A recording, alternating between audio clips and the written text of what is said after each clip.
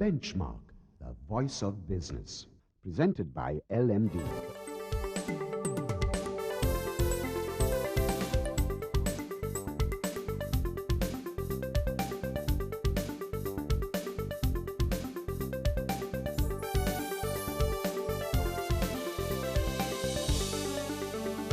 On this edition of Benchmark, the CEO of the Shippers Academy Colombo, Rohan Masakorala, joins us in the studio today to give us his take on Sri Lanka's shipping industry. Next, we discuss the importance of media ethics with Deepanjali Abhivardhana, Head of Information and Intelligence Services of Verite Research. In our final segment, Mihirani Disanayaka, Country Manager of TNS Lanka, discusses the findings of TNS's survey on the much debated IMF bailout. That's the lineup for Benchmark. Welcome to our Big Picture Business Program, Benchmark. I'm Savitri Rodrigo. Rohan Masakorala is the Chief Executive Officer of the Shippers Academy in Colombo. And he's with us today in the studio to discuss all things shipping. In fact, he has the distinction of being appointed the first Secretary General of the Asian Shippers Council. Now, with all that in tow, welcome, Rohan, to our program. Thank you, Savitri. What do you think of the shipping industry at this point? Well, at the moment, the shipping industry is not doing so well because, of course, for the obvious reasons, the global economy is not too good. And what happened was, since 2008, since the economic crisis started, the shipping lines have been adding a lot of capacity because at that time the growth was very good. Suddenly, these ship orders for the 20 years that came in with large capacities, today they don't have enough cargo to fill up and global trade is quite imbalanced. So as a result, the freight levels have really come down, which is not good news for ship owners. It's good for cargo owners, but in the long run, it may have a negative impact on the cargo owners itself. So we thought it would recover around 2014, but again the world situation has again gone into not so good numbers in terms of economic growth. China has slowed down drastically in export, so there is a slight glut and a slowdown in the whole shipping industry. On that note, now Yeah. Maersk Line is the world's largest container ship fleet. They've been saying that the slump that you're seeing is probably even worse than the 2008-2009 after the financial crisis. How is the local maritime sector coping with these various challenges? Well, two things. Sri Lanka does not own ships, containerized ships or anything. We have just bought 2 ships for coal transportation to Norachole. So the shipping corporation, Ceylon Shipping Corporation, does not own ships. So therefore, we are not impacted as ship owners. But our main business in shipping in Sri Lanka is its geographic location and attracting more cargo as transshipment, more logistic services into Colombo. And I must say, given the outlook in other ports, even like Singapore has had negative growth last year, Sri Lanka for some reason has been growing.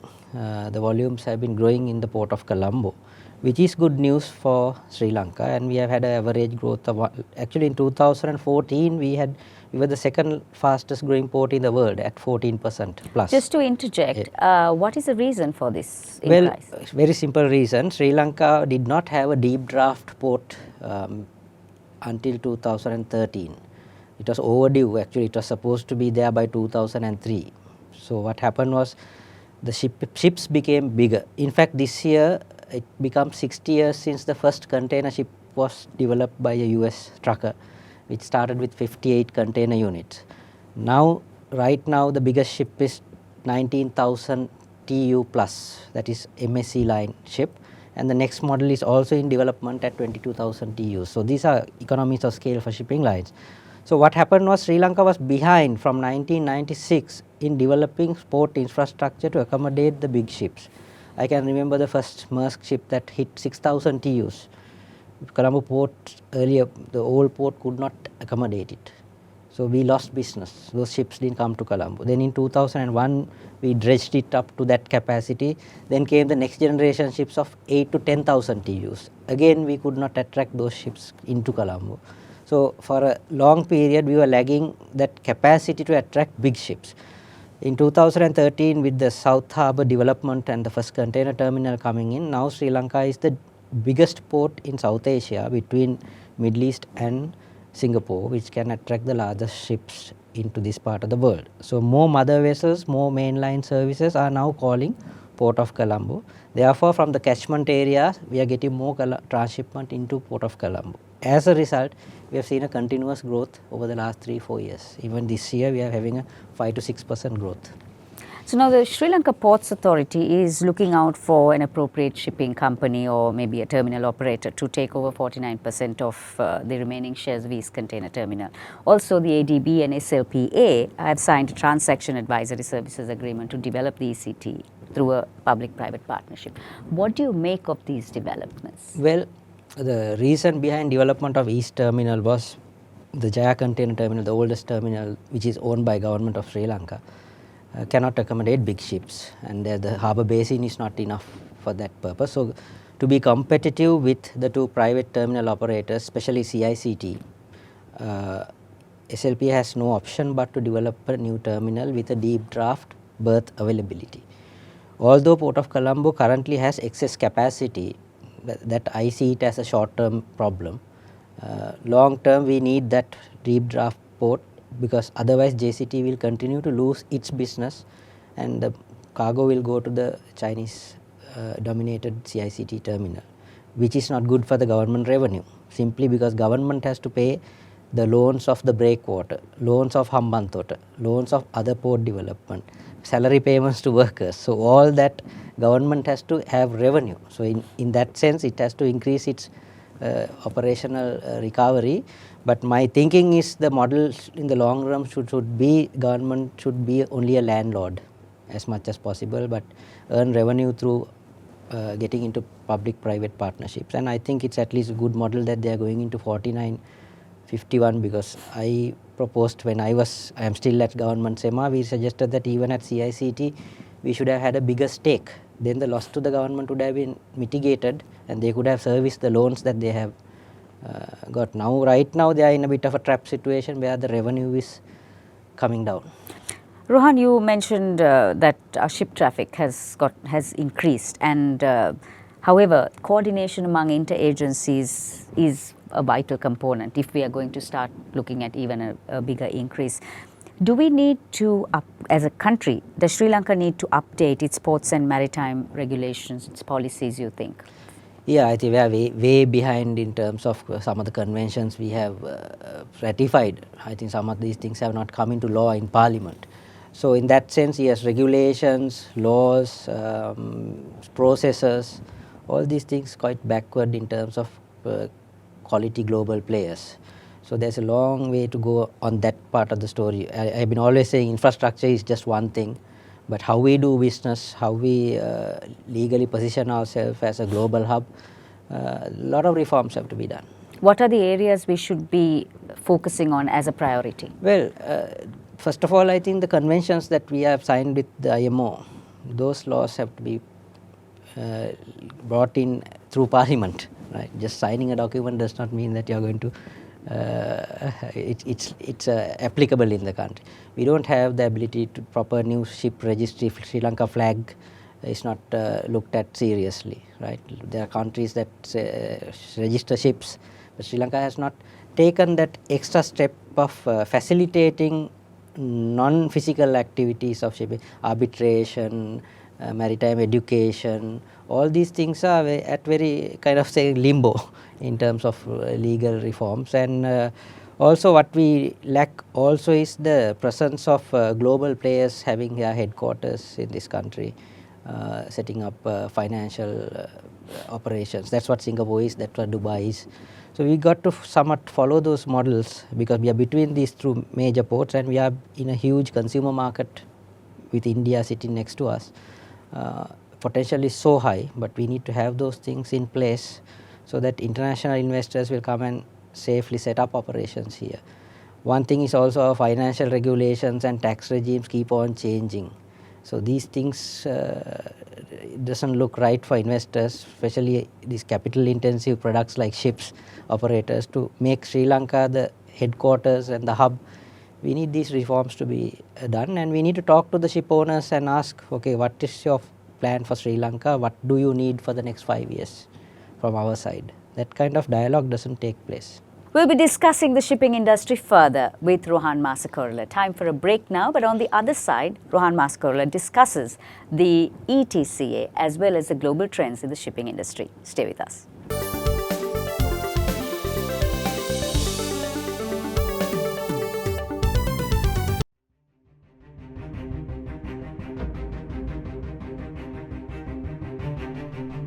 When we entered the industry in 1995, a new star was born as a fully owned subsidiary of People's Bank. For those seeking to grow their businesses, PLC provided the seed.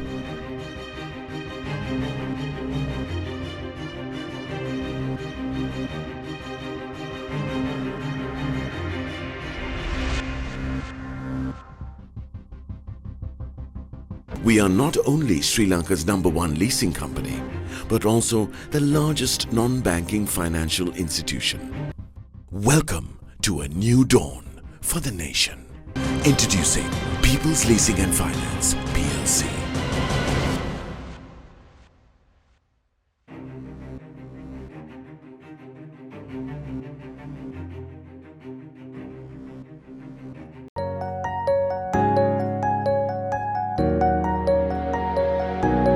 We understand that savings provide for life's special moments. That's why we were the first bank to introduce an incentivized savings scheme, Pathum Vimana. We changed how a nation felt about savings because we believe in banking beyond transactions. HNB, your partner in progress. Thank you for staying with us on Benchmark. We now continue our discussion on the shipping industry with the Chief Executive Officer of the Shippers Academy, Colombo, Rohan Masakorala. Rohan, human resources, how big is a problem is it for the shipping industry? Well, in Sri Lanka, if you take particularly, we have a problem because we don't have enough trained, skilled, knowledgeable people. Historically, this has been built on traditional wharf people getting into the industry, and they've been getting promoted through experience. Maritime and logistics education is now coming into the island, but we still have a serious gap, so that can affect efficiency, productivity and innovation in the industry. So in the long run, what I am also involved is investing on human capital development, so that Sri Lanka needs to be a efficient hub. You need a large number of efficient people, and at the moment we do have a problem in a shortage of having that kind of skilled people. Shipbuilding and ICT are the two sectors that have been specifically proposed in Sri Lanka's framework for the ETCA. Is there cause for concern in the shipping industry because of the ETCA? Not at all. I haven't heard anybody from the shipping industry talking against the ECT. We look at it differently. I think India is a market for us. It's a problem at the moment for shipping professionals to go to India and get visas and work there. There's a lot of potential for the skilled people in Sri Lanka. If we develop more skilled people to get jobs in India, and these are not low wages, these are high wages, because international shipping companies are the ones who are present in India or in the region, and they have international standards in terms of payments and all that, so there is no problem. Already there are some Indian country managers who are working in Sri Lanka. There is two-way traffic going on, people movement on this industry, because you need expertise. And for me, if I look at it, today I can't go to India because there's restrictions. If I am given the opportunity, I would like to start a training school in India, because there's huge potential in India to train also. Similarly, because that barrier is there, I am trying to open up my first operation in Bangladesh. Latest trends in the global industry, both the pros and the cons, what do you see? Well, latest trends are, of course, in the consumer market or the manufacturing market. What's happening is people are going closer to the market in terms of manufacturing. Even some manufacturing has moved to the United States. So the concept of speed to market, because most are consumer products and new designs, even in apparel, that's the same case. Today, speed is one of the considerations when you give orders to a destination, how fast you can get the product developed and sent to the shelf of the consumer, so that things turn around very fast. So on the other hand, if you look at shipping, shipping is becoming an oligopolistic industry. There is not many players anymore because they cannot afford to because of the market conditions. So bigger is getting bigger, like Maersk is acquiring, MSC is acquiring. So there are fewer large companies who will control the shipping industry, which can be a dangerous move in the long run. And we feel that this will end up in higher freight rates in the long run because few players who will control the market. So that is the direction that shipping industry is right now moving into. Now, the Rotterdam port tapped research to improve their logistics by interconnecting companies and academics to address business challenges. On similar lines, how can Sri Lanka use R&D to improve our shipping industry, and are we doing enough R&D to improve the shipping industry? Technically, we are not doing any R&D. One or two people are doing, or even the institutions we have, universities are doing hardly any R&D on shipping.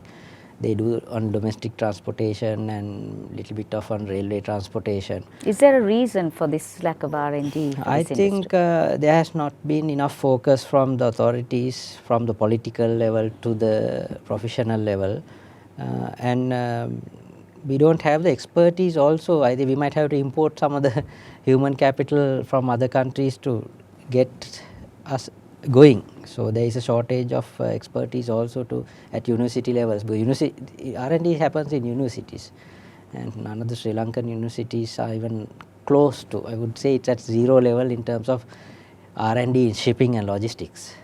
On that rather dismal note, what do you think, or what is your overall outlook for the shipping industry per se, near to the medium term?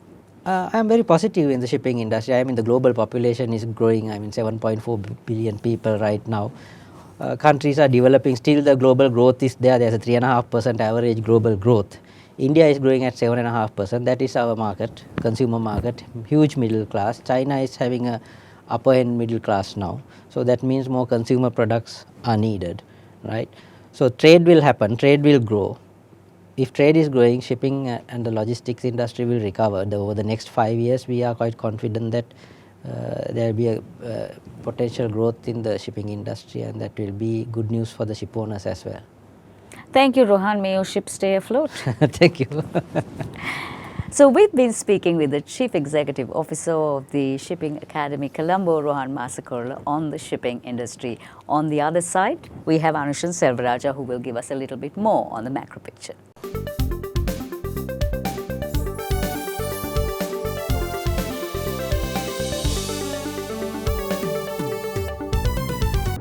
Sri Lanka's #1 leasing company is now the nation's largest and highest rated finance company with 2 international ratings. Let us move the nation as one with People's Leasing and Finance PLC.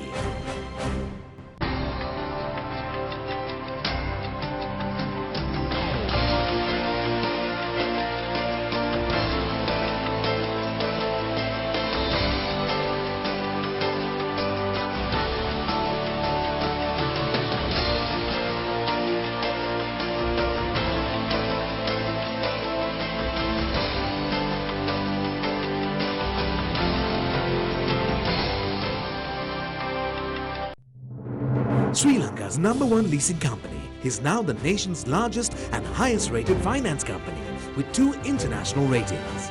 Let us move the nation as one with People's Leasing and Finance PLC.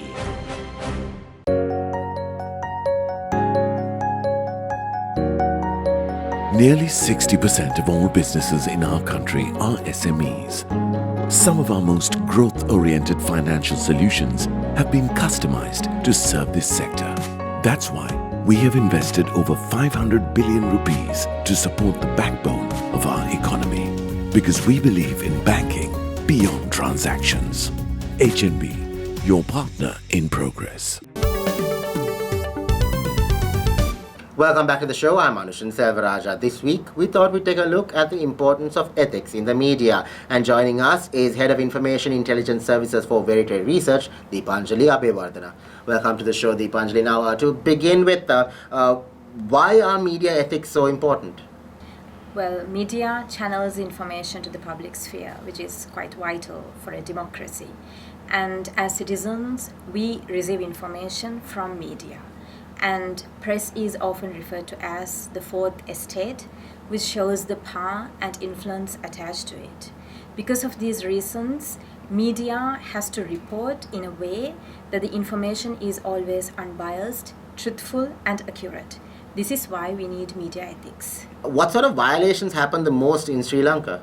In Sri Lanka, most frequent violations occur more along the lines of distortion of news, disclosure of personal details, mainly of suspects, and invasion of privacy. Also, when it comes to representation of ethnic groups and women, violations occur very frequently. For example, if you look at the way news reports sex crimes, the basic ethic is that you cannot disclose the personal details of a suspect if it is a suspect who is below 16 years of age without previous conviction. But if you look at the incident where this girl was raped and murdered last year in Kotadeniyawa, there were two suspects who were arrested. One an adult, the other was a student.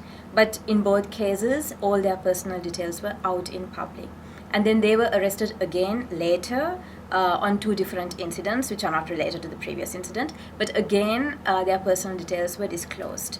And it is a violation on the part of suspects, because a suspect is someone who is innocent until proven guilty. And it is the same with the victims of rape.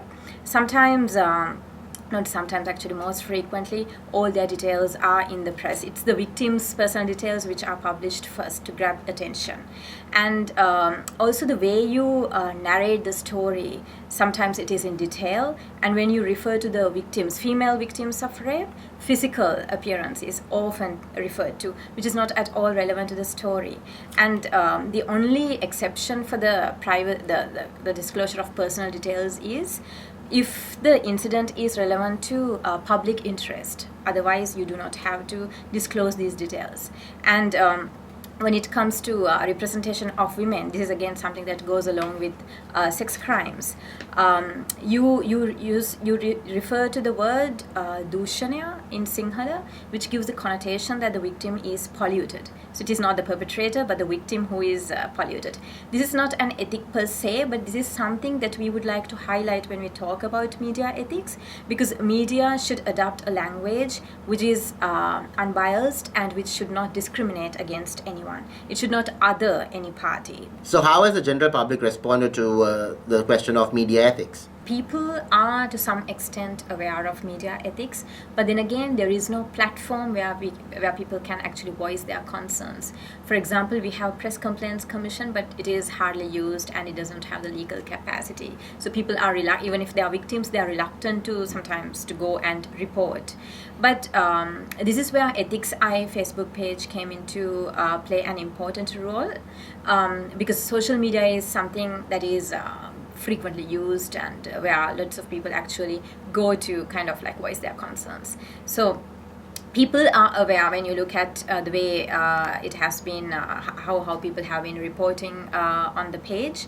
There are instances where people come and actually report certain media violations. So there is so much frustration out there, and people are also not so much happy with the way media acts. For example, the train tragedy that happened in Dehiwala, there was a lot of public outcry with regard to that, and Ethics I carried a particular analysis showing how actually media violated ethics. For example, 6 out of the 7 weekend Sinhala newspapers described the physical appearance of these two girls. So there is frustration, and we need a platform to kind of channel this, so that because media ethics are mainly self-regulatory in Sri Lanka, journalists sometimes tend to overlook it. It is good in a way that it is self-regulatory. You should not enforce ethics on journalists. But then again, you need to professionalize the industry by promoting media ethics, by making more awareness on the matter, and also by holding the journalists accountable. So this is where Facebook groups such as Ethics Eye can play a very important role. So what can and must be done then, Deepanjali, to promote media ethics? I think media ethics can be promoted more by raising awareness, by talking about it, by raising those concerns on platforms like Ethics Eye. And also, I think there is a responsibility among the professionals involved in the industry in order to train them, in order to talk about the importance of media ethics, because there is so much more to be done. And this has to happen more at the grassroots level. Once the people are informed, then they can actually function as watchdog, flagging whenever media ethics are violated. So awareness is the key, I guess. Thank you very much for joining us, Deepanjali. You're welcome. That was the head of Information Intelligence Services for Veritas Research, Deepanjali Abeyvardhana. We'll be right back after a short commercial break. Stay tuned.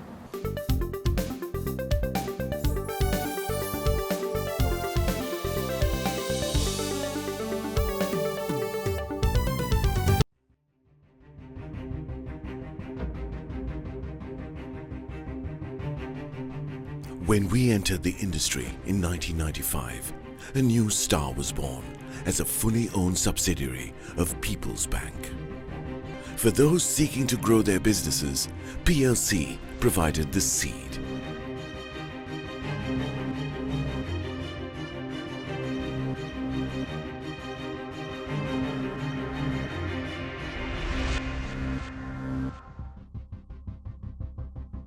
We are not only Sri Lanka's #1 leasing company, but also the largest non-banking financial institution. Welcome to a new dawn for the nation. Introducing People's Leasing and Finance, PLC.